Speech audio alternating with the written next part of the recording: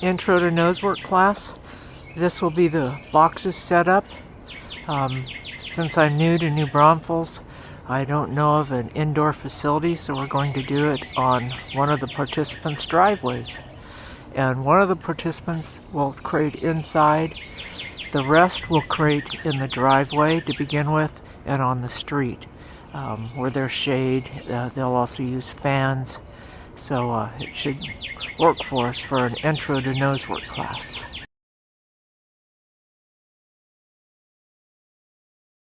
To Canine Nose Work, as I mentioned, it's through the National Association of Canine Nose Work, and it got started only about 20 years ago by 3 people that did detection dog searching, and they were dog had people that worked with dogs in the shelter and stuff, and they really found that pets of any breed from a shelter, whatever, really enjoyed this and helped them mentally and physically settle into being adopted better. And then they found that pet owners, it was really enjoyable for them to work. It's just another way to work your dog. There's agility, there's obedience. Now there's nose work. And it really is catching on in Texas. Up out of Austin and a little bit north, there are several people coming on. And in 2 weeks there will be it's called US CSS trial in Seguin. So it's getting closer and closer. Maybe someday we'll have one here in New Braunfels at the water park or someplace like that. It'd be great. It'd be really fun. But anyway, from the founders, it has grown into this huge sport. You wouldn't know it here in New Braunfels, but it really has gotten huge. There's like 1 million people competing, and there's lots of instructors now spreading the word, so it's gotten quite big. And the emphasis is the dogs having fun, gaining confidence, and being able to go into a novel environment and work a little bit on sniff. And the handler's part is to have the joy of watching your dog and then eventually communicating with the dog, so you know when they're in odor, or right now we're not using odor, we're using food, and it'll be a little bit obvious. But when they move to odor, you'll have to figure out what their communication is. So, and there's 4 components really of nose work. There's container work, where you set up closed containers, and dogs have to figure out where the odor or the food is in the container just by using their nose. There's exteriors, where they have to search the entire exterior just using their nose. There's interiors, where you have to be inside. And there's vehicles, where they're trained to go around the vehicle and find odor or light.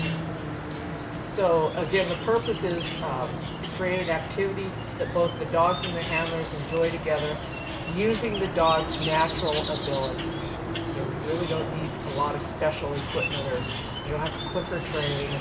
Obedience isn't necessary. So just know the first couple weeks, this will kind of be what we're looking at. We're just trying to get the dog to hunt and to look in the boxes for something they like food and treats, and to use their natural ability. And not unfortunately, but you guys' job the first couple weeks is just to watch your dog and observe them. And if you can, it's not a big deal, keep the leash off the ground and try to keep it from getting all tangled. But I'll tell you, it gets all tangled up and it goes on the ground no matter how. But that's kind of your job now. And we just want the dog to learn to be searching and motivated, and then get confident to do that. So eventually we want a lot of intensity in searching. And once they learn the game, they'll focus on the boxes, and they'll say, oh, boxes! We're going to have nose work today. Today it's just going to be very novel and new. But I bet next week they'll go, oh, boxes! So, and we're just shaping your observation and handling skills eventually. The way it will work, and the reason it works with NACSW is because of the confident runs. So they're not intimidated by other dogs. Other dogs aren't watching them. It's even dogs that are very reactive and nervous can excel in nose work because there's no pressure from other animals to pressure them.